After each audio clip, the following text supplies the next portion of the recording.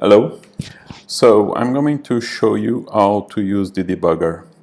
But before, just to tell something that I miss in one of the videos is that maybe sometimes after you launch the IntelliJ and you run the tests inside IntelliJ, you get some strange errors and the tests actually do not run.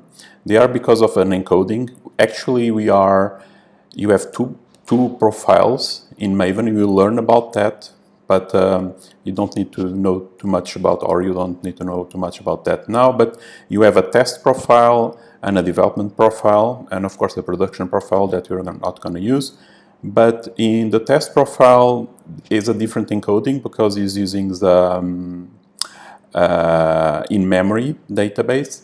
So what may happen is that the context where IntelliJ is running is not prepared to execute to execute the tests. To be sure that is in the right context, so before you start testing, because we keep testing that, you should execute the command I'm going to execute here. So mvn from Maven, okay, clean -p from profile, the test profile, and then run the tests. Okay, are going to run all the tests, and so it's preparing the environment such that IntelliJ is going to run. If you stop testing and you launch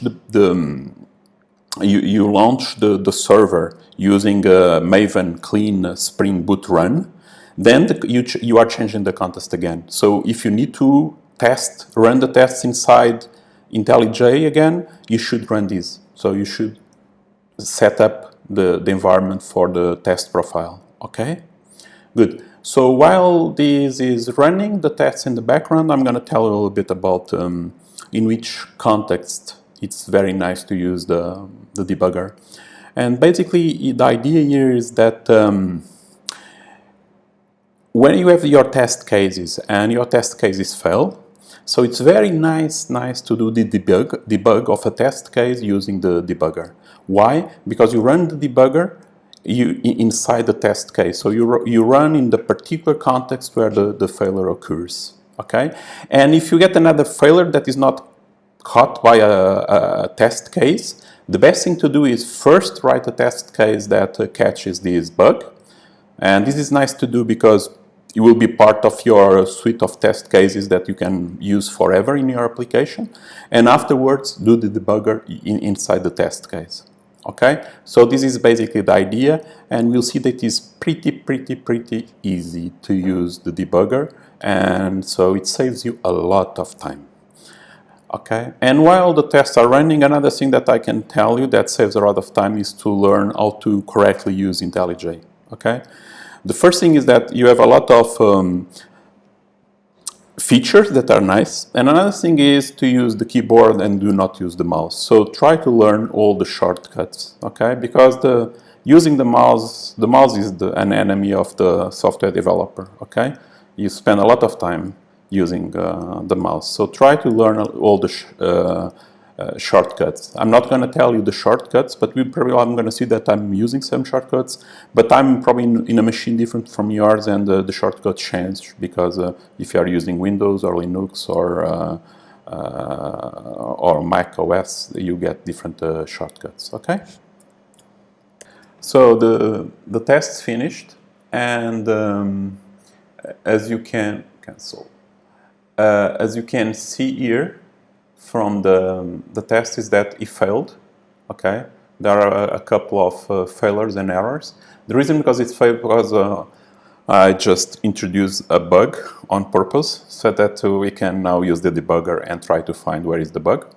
Okay, so but I'm gonna do this now inside IntelliJ. Okay, using the debugger inside IntelliJ. So let's go for it. So here we are. Another thing that I would like just to tell you and to show you is that I changed a little bit. You have this string in the previous video here with some parameters, but it's nicer to have, so when we have the tables, it's nicer to have these parameters inside the name of the method. Why? Because now, so this method actually, this test is gonna run twice. And so that in the log you can distinguish between the two runs of the same test, okay, with different values. You just write the parameters you're going to use in the name, and then you get something like you see here, invalid data database where the course is false, where the course is true. So where the course is false, where the course is true. So this is actually nice. And okay, so another small thing that you can learn about. Good, but now let's go for the test I want to show you. Okay, so I'm gonna run this test here first without the debugger. Okay, so that you see it failing. Okay, good. So the test just finished, and we can see here in the test so that what happened here. So course not found with name. So course not found with name course1. So it's looking for a course that should already exist. Let me see what I'm doing at the test. I just create a new course, okay, and then I try to create an external course.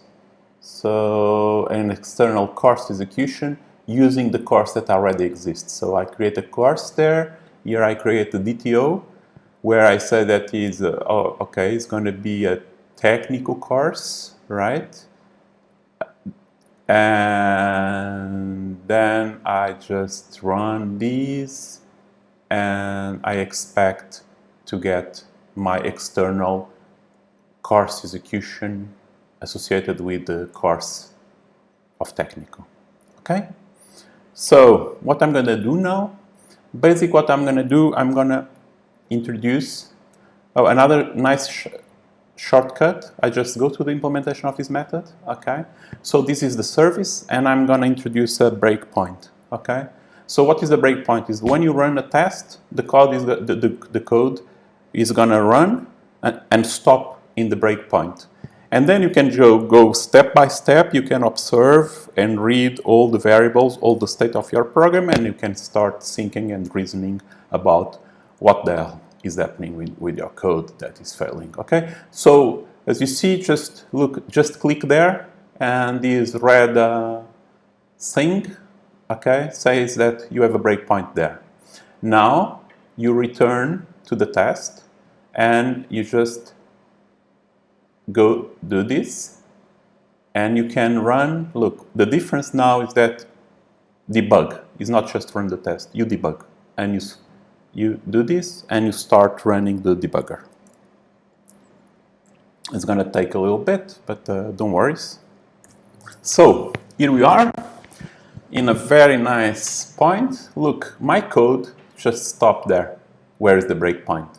And IntelliJ gives me all the information about this object that I'm going. So this is a method, and I'm just passing this object as an argument, and says that this object has this ID.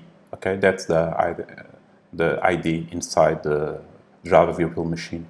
But you can know what is, you can see what is inside there. Look here, I can just open it and say that is a course ID, the course type is technical, the name is course1, so course execution ID is 0, course execution type is null. So you have all this information, okay, and you can observe this, which is nice.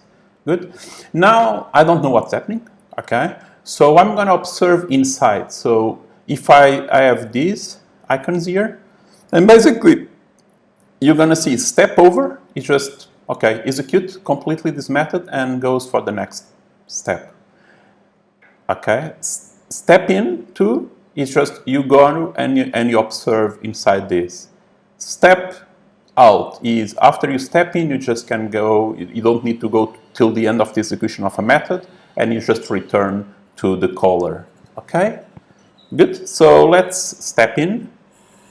Okay, and when I step in, I move here. So check course type, and then it says if course type equal to null, says that course type is not defined. I think it's not the case.